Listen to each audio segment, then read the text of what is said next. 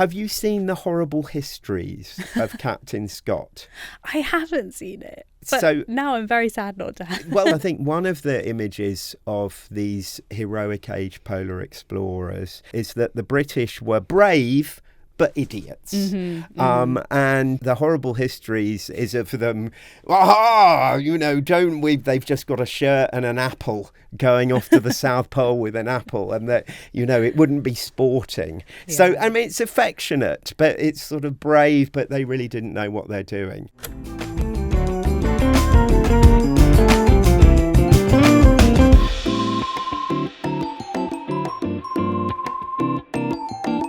Hello, I'm Dr. Henrietta Hammant, and I'm a museum anthropologist with an interest in the polar regions, and I'm very excited to be here.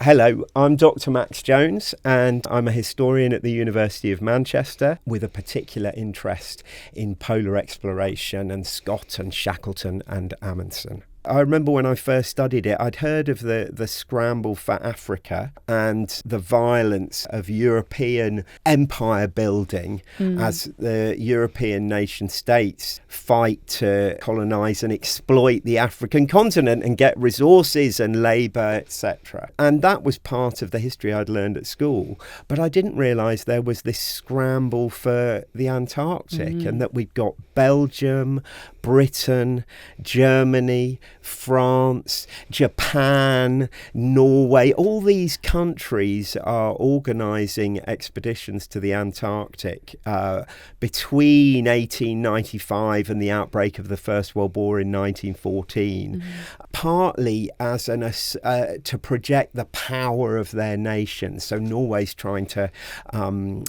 become independent in this period, eventually gets independence in 1905, but the success of Norwegian polar explorers is this demonstration of national pride, like the Americans planting the stars and stripes on the moon. And it makes sense because all of these places that you've described are a long way away from Antarctica. Yes. Everywhere is a long way away from Antarctica, but these places in the Northern Hemisphere in particular.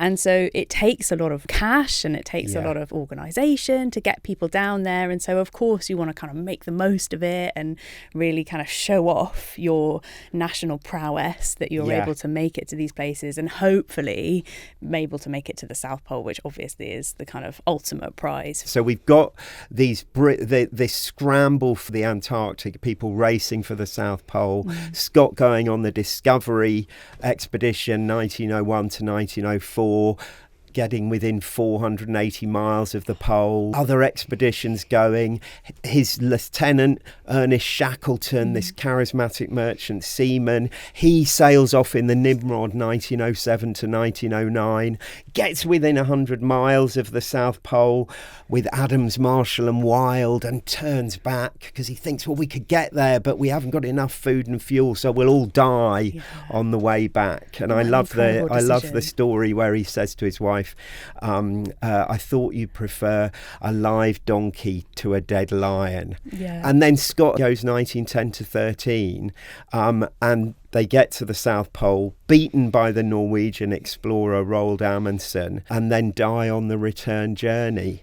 I mean, I think sometimes we think that it can be that commodification, making money from exploration is something new. But because, as you say, it was so expensive, they've got to make money. So they've got to sell their stories and sell stuff as well. Yeah, and kind of fund them retrospectively. So they managed to get there on loans and goodwill and that sort of thing. And then they came back and they had to do the real work of paying everybody back again. So they went on these big lecture tours and they spoke to lots of people, while they're kind of writing up their scientific observations and that sort of thing. But there are all sorts of things that meant that they were helping themselves in that kind of financial sense. One of my favourites, which is at the collection in the picture library at the Polar Museum, is there's this lovely image of one of the expedition members from Scott's second expedition, so the Terra Nova expedition, which went south from 1910 until 1913.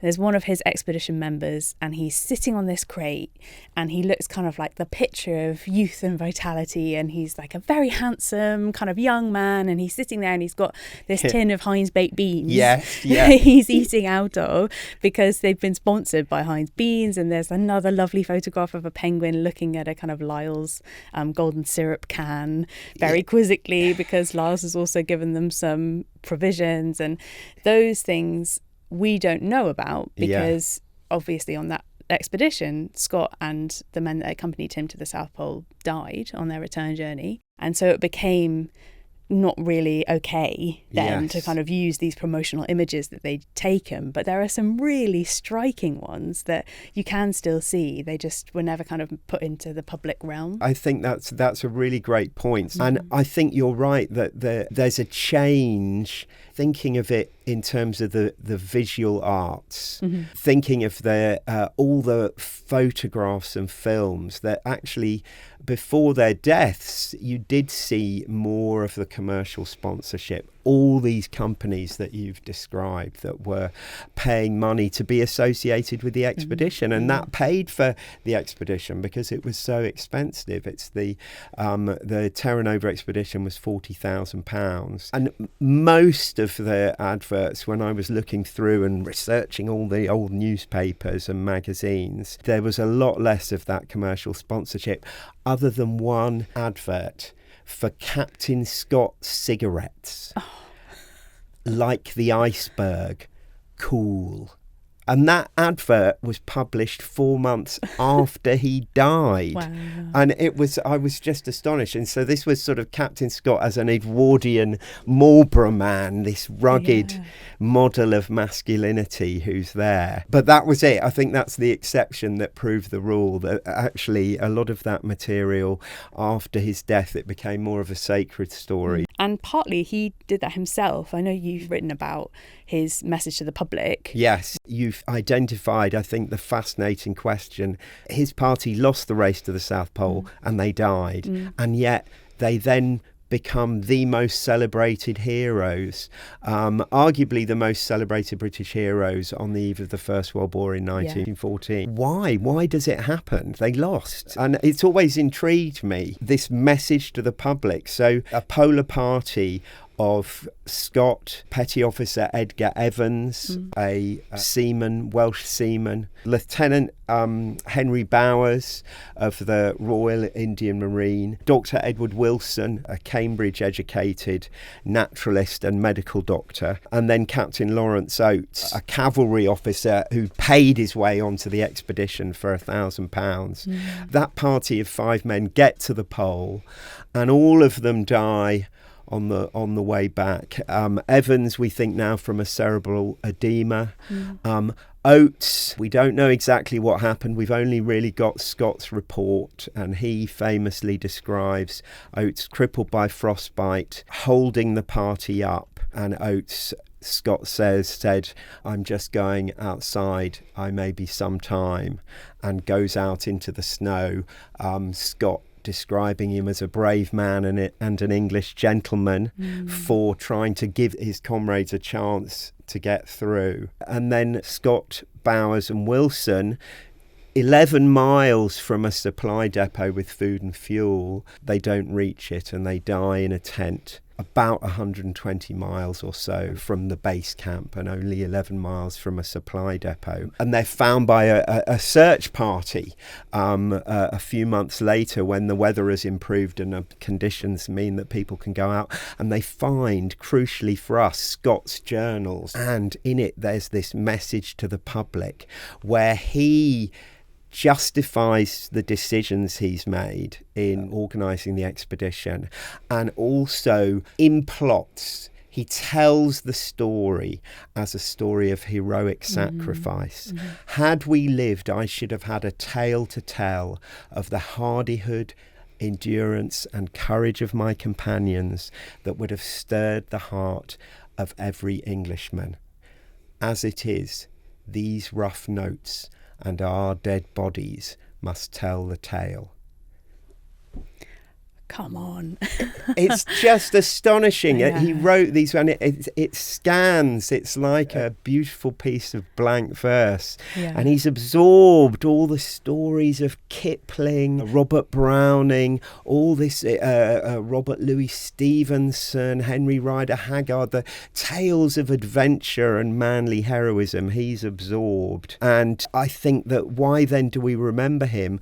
Because he tells this incredibly romantic, moving story of men sticking by their friends and sticking it out to the end. Kipling had written in the poem If you can meet with triumph and disaster and treat those two impostors just the same, and then the poem ends, you'll be a man, my son. So this was what being a man meant. You stick by your mates, you stick it out to the end, even when the chips are down. And I think then that story then resonates, and we've got wonderful photographs and film footage to illustrate it.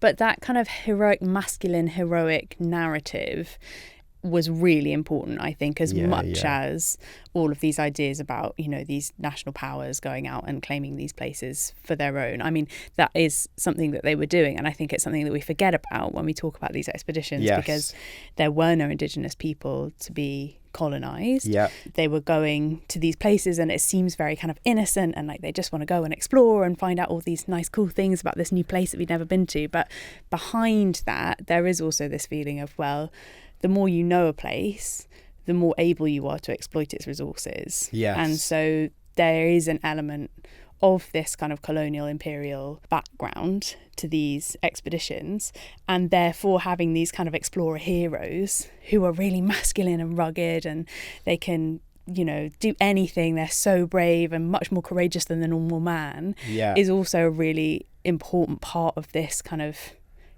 this mythology of this period, I think, and why it's called the heroic age. Absolutely. Yeah. The polar regions become almost this stage for generating heroes. Yeah. It's a stage for men, because no women until Caroline Michelson set foot on the Antarctic continent till 1935. Yeah. So it's all men doing manly things with one another.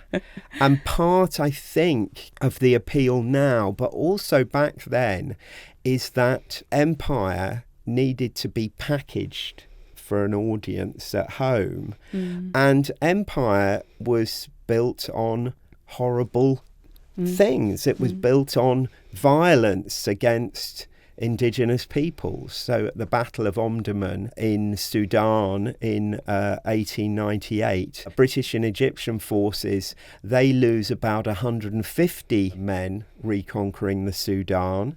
And estimates vary, but the deaths, not just casualties, the deaths of Sudanese at the Battle of Omdurman is estimated at about 10,500.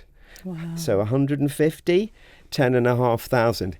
It was a slaughter with superior machine guns. But that's a troubling image. And there were certainly many critics of empire, although there were far more supporters, but there were some critics of empire in this period. So the reason I mention this is that, empire had to be packaged in stories that could be told to children. So how do you do that? The polar regions are great for telling stories of British men doing amazing things. And I should add, I do think what they did was amazing, and the endurance that they displayed and the powers of organisation that went into it. But we should also, it did have an ideological function as well, which was about promoting British greatness and British pride when all these nations are jockeying for position at the beginning of the 20th century. Absolutely. And I think you've mentioned it very briefly, but that race to the pole between Scott and Amundsen, it does that in a really unexpected way, because you would think that this Britain being beaten by this Norwegian explorer, Roald Amundsen, actually doesn't really serve that purpose very well. And one of my favourite things about this story is that across the whole of human history, no one has reached the South Pole. Yeah. And then within 6 weeks, 2 different people make it.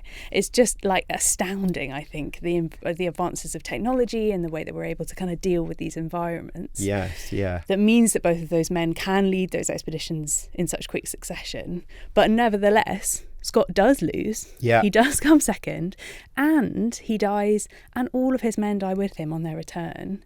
And you would think, well, you know, there's no kind of coming back from that for Britain. Yes. In their kind of polar exploration. You know, this is a tragic thing that's happened. And yet he is the one, I mean, you know, we're in the UK, so it makes sense that he's the kind of person that we're more interested in. But he is the one that we talk about when we, you know, Scott of the Antarctic, and there are the Ladybird books, and there are all these kind of things still in popular culture interested in Scott, even though he wasn't the person who made it there first. And I think that's part of this kind of machinery that enabled him to still be really important, still be really relevant. And partly he did that himself. So forgive me, this is as you know, I get very carried away when you ask me this. So I mentioned Captain Oates' story, which is as famous.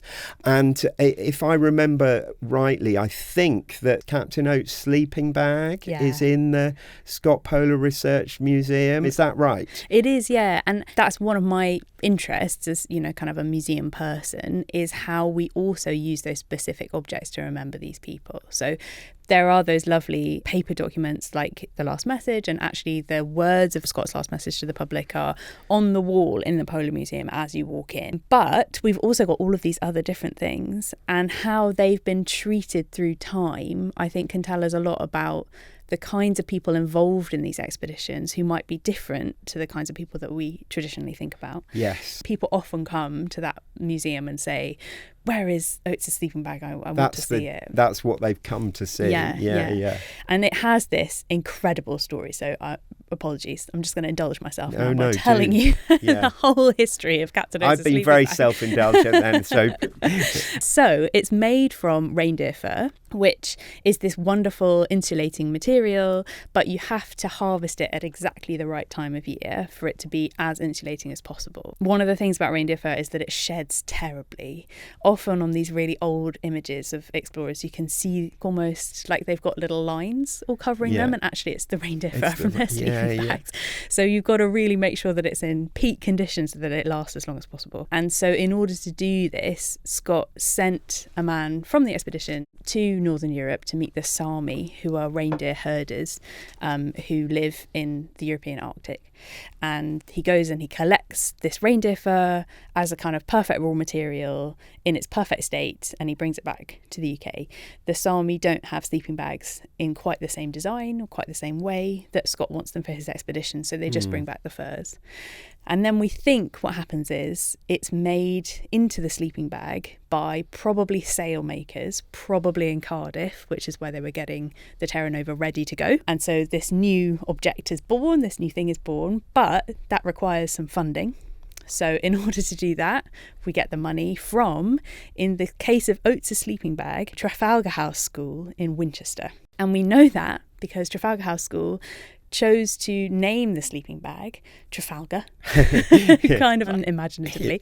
And they give this money, and that's what they sponsor, this particular piece of kit. Very modern as well in that sponsorship to pay for it as well. It's just exactly the same. So you can pay for something specific, and a mechanism to help people make an emotional investment in the expedition. And school children in particular, you know, it's the sort of thing that we would do today if we were looking to fundraise for an expedition. Yeah, it gives them a kind of tangible feeling of connection to that particular expedition and actually this particular man. So they take it to the Antarctic, it's assigned to Oates, and then eventually Oates is asked by Scott to be on this expedition that will go all the way to the South Pole. And he takes his sleeping bag. It obviously, you know, doesn't do a fantastic job. He ends up with quite a lot of frostbite, as we know.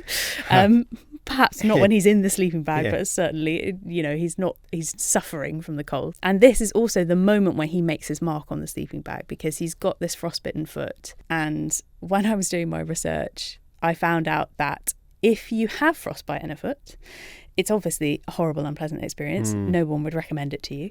But it's better if your foot stays frozen.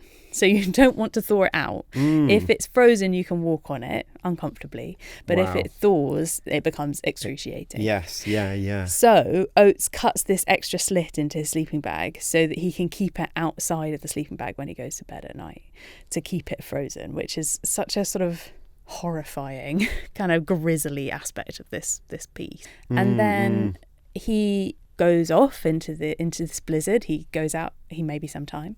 He's never heard or seen from again. For a little while, Scott and the other men left to carry that sleeping bag with them in the hopes that they'll kind of meet up with him again, but they never do.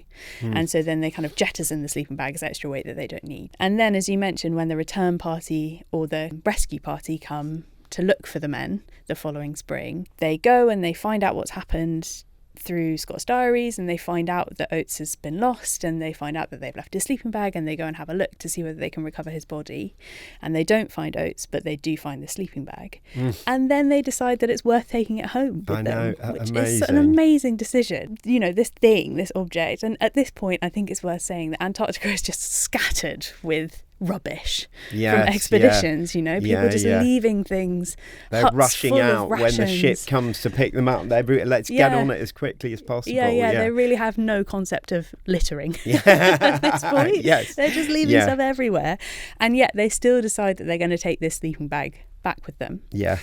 And so they take it all the way back to the ship, and then all the way back to the UK, where they give it to Oates' family, because they think this will be a kind of comforting reminder perhaps of this person that you've lost. And then in 1938, his brother, so Lawrence Oates' brother, Brian Oates, decides that he wants to donate the sleeping bag to the Scott Polar Research Institute, and they're very happy to receive it because at that time the director of the Scott Polar Research Institute was Frank Debenham, who had been south on that expedition. One of the expedition members. Amazing. So he was very happy to have this kind of memento of his friend. And he writes in his letter that he's hermetically sealed it so that it'll be, safe for perpetuity, and he's really keen to kind of keep it as pristine as possible. Exactly, Frank Debenham, the director. And then he gets a letter from Oates' sister, Violet Oates, who says, listen, my brother has given you this sleeping bag, but he never asked me.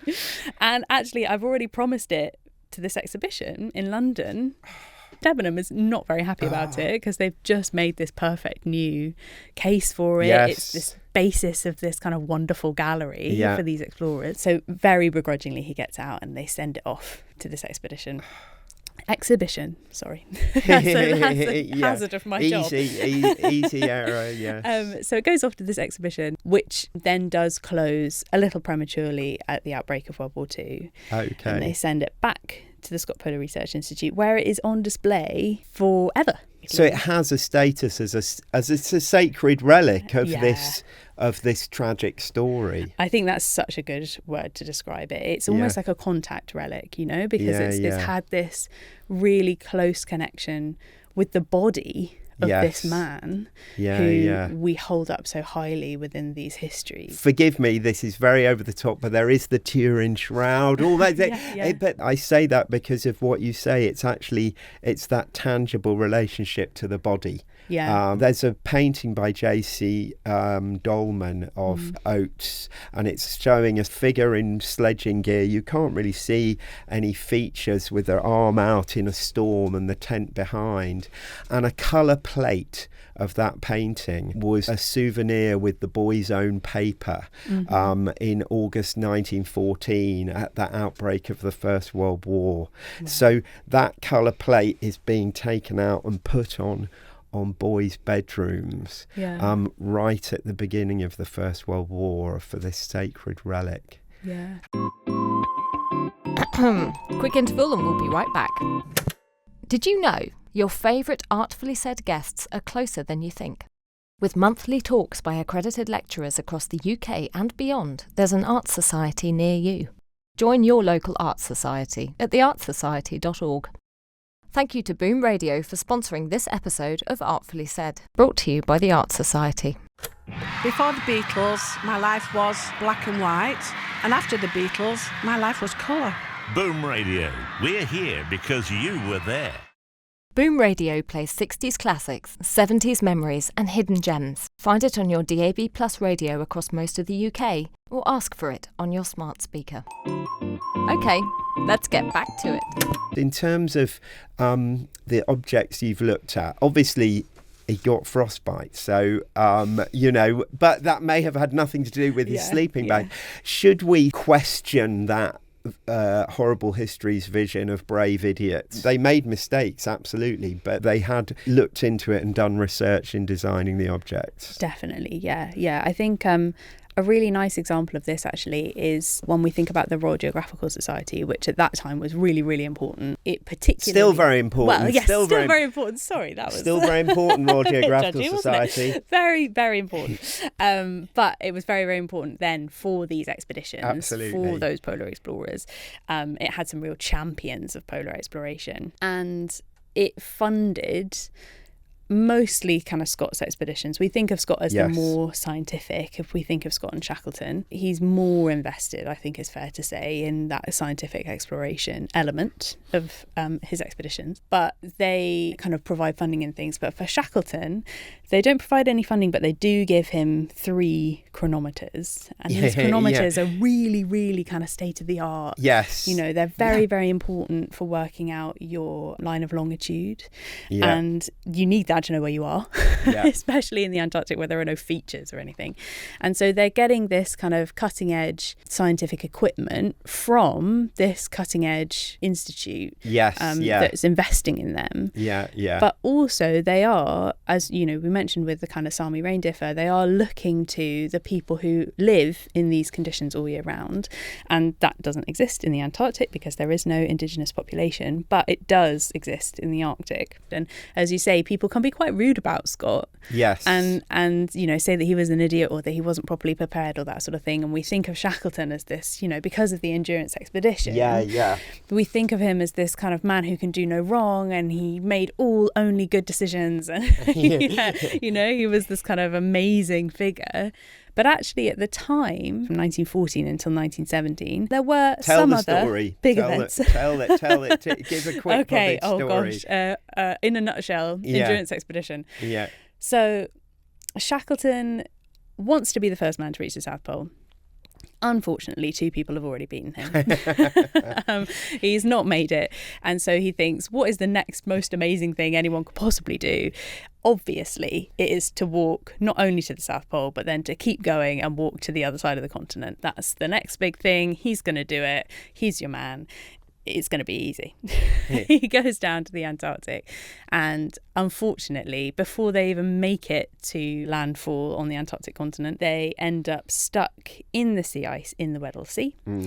And that's not totally unusual for a polar explorer. It happens quite a lot, getting stuck in the sea ice. So they kind of decide to stick it out, hoping that they'll be kind of whooshed round by the current in that part of the world to be a little bit closer to the continent. And then from there they can go and start their journey. But nothing ever happens as you want it to, and they end up really stuck quite a long way from the continent, and then stuck for a very, very long time in the sea ice. And the pressure of the sea ice on the Endurance eventually is so much that she is crushed and the ship sinks, and then they're stuck in this sort of purgatory of being on the sea ice without really knowing where they're going to go or how they're going to save themselves. Their ship, their shelter, their transport, everything has disappeared. No one's coming as well. No one's coming. Because the First World War is raging. Yes.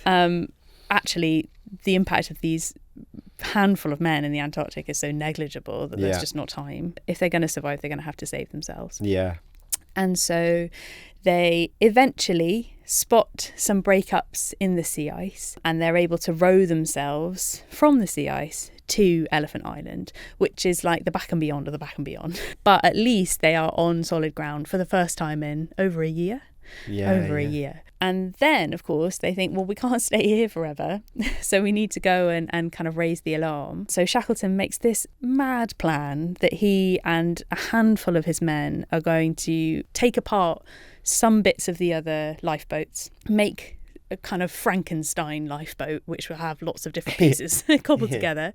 And then they'll sail it from Elephant Island to South Georgia, where there is a whaling station, so they can tell people, hang on, we need some help Yes, a whaling station connected to the world, yeah. And that distance is a distance of 800 nautical miles. And a nautical mile is a little bit further than a mile on land. So it's a really, really, really long way across some of the worst seas in the world. And somehow, over a period of a couple of weeks, they manage it. It's just astonishing. Amazing. I mean, largely down to the actions of Frank Worsley, who was the navigator, who had essentially his own just good sense of direction to rely on. He had a few bits and pieces to help him out, but at that time he needed to have a good view of the sun or a star or something with a sextant, but it was so overcast that he could barely get a reading. Not getting the observations. He worked on this thing called dead reckoning, which is essentially just being really good at knowing where you are, being a sort of human homing pigeon. And so eventually... That's a great phrase. I'm going to remember that. Human homing pigeon. Yeah. And eventually they make it to South Georgia, but sod's law, there's been this terrible storm just as they're reaching the island, and their little lifeboat has been buffeted and their rudder is broken, and they've had to land on the opposite side of the island to the whaling station. So then now they have to walk over this island that no one has ever mapped, no one's charted it before, no one knows what's there. Having gone through this 800-mile journey and everything that happened before that. So Shackleton picks two of his men, and Worsley and Crean, and they make this amazing 36-hour march across these mountains and glaciers and, who knows what. They certainly didn't know. And they do it all in one go because they're worried that if they stop, they'll never get going again. Yes, yeah. And then eventually they make it to the whaling station, where they meet some whalers who they'd seen when they first set off on the expedition. And they don't recognise them, which I think is mad, because how many people wandering around the Antarctic are there at this point? But they don't recognise them. They're so changed. And eventually, after several false attempts, they finally managed to get all the way back to Elephant Island and pick up them and save them.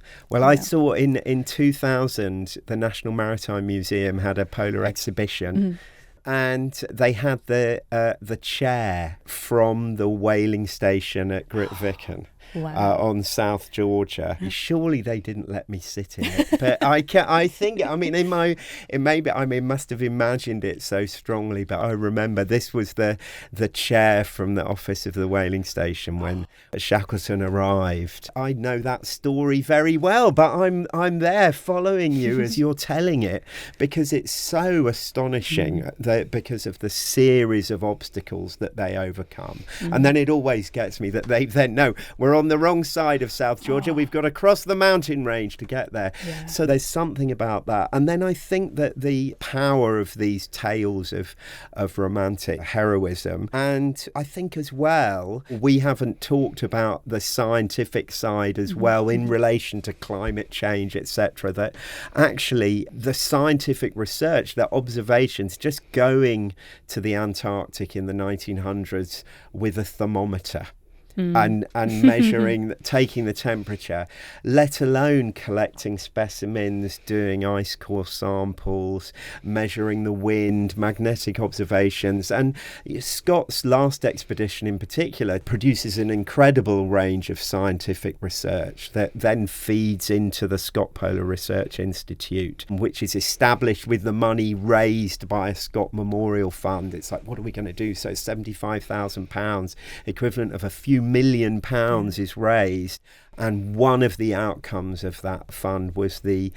Scott Polar Research Institute. So, and I think that scientific story helps keep it alive because it makes it relevant. And I understand that, I'm not working on this material, but climate scientists, researchers still go back to the observations they were taking.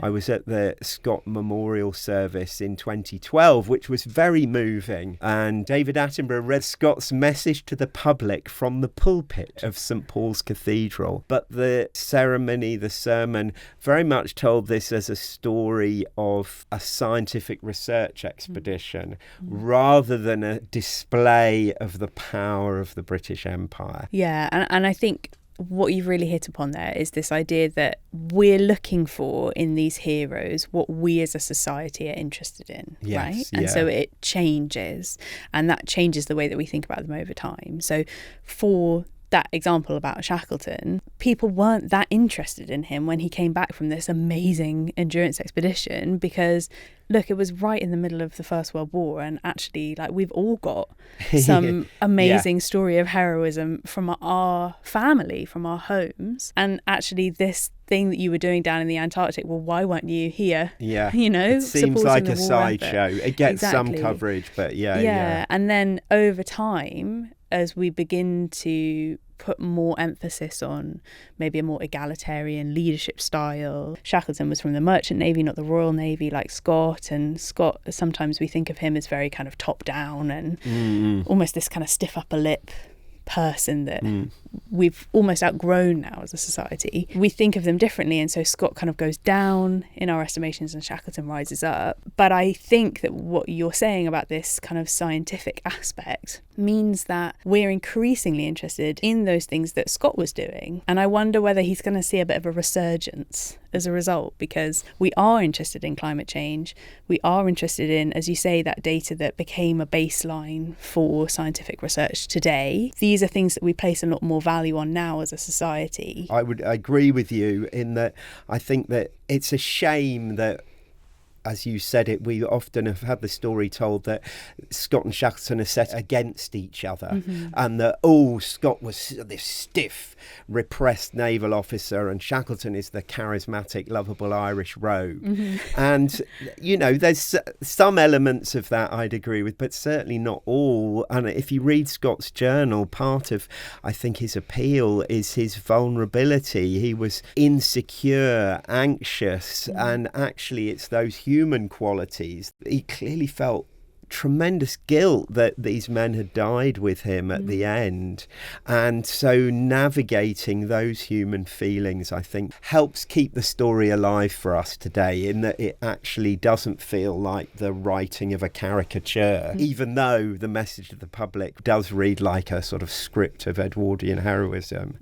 And I think what's also keeping it alive is the fact that Antarctica has become a more inclusive space. I know we were talking before about Preet Chandi, this remarkable army officer of South Asian heritage, and I think she's the first woman of colour to have done an unsupported trek to the South Pole in 2021. And then more recently, she's now, I think it's 800 miles, the longest unsupported solo journey in Antarctica. So just her and a sledge. She's a physiotherapist, I think a captain with the Royal Army Medical Corps, doing these amazing feats of endurance in the Antarctic. And I know she's inspired lots of school children, her stories being very widely told. So I don't know if that's something as well that you sort of feel. I related to the stories always as a young man and thinking of it, and was quite initially inspired when I first read them. I did go through a much more cynical teenage phase, but we won't go there. Now I think I've come to a more balanced appreciation of them. But do you think they're still relevant? You know, reading them as a woman as well, these sort of tales of masculine heroism when the men were very much keeping the women on the sidelines. I think you're right. It's a much more diverse place today, not perhaps as diverse as it could be still, I think that's fair to say, but it's this universal thing, these human stories, these inherently kind of flawed or amazing or, you know, emotive ideas that allow us to connect to this place that seems so disconnected from our day-to-day. And whether that is through this kind of connection to climate science, or whether it is through the importance of having a more diverse collection of people going south and doing these amazing things like Preet Chandi. It's creating new ways for people to see that this is a part of the world that does have an impact on us, even in the UK, and that has all this relevance from its historical point of and view needs as well. to be protected. We do need to care, because the Antarctic Treaty, which since the beginning of the 1960s has protected Antarctica as a scientific realm, is really coming under pressure, because there are resources in Antarctica that could be exploited. And that international agreement to go, no, we're going to try and preserve this as a wilderness for scientific research, and also for the potential damage to the climate and the environment that we've done. If we do try and exploit the resources there, that's really coming under pressure. So I think that although it's far away, actually having explorers like Preet Chandi modernising tales of heroic endeavour in the Antarctic, I think that helps to direct attention to a place which we should all be caring about. Couldn't agree more. Well, thank you so much. This has been a real pleasure. Yeah, a real treat.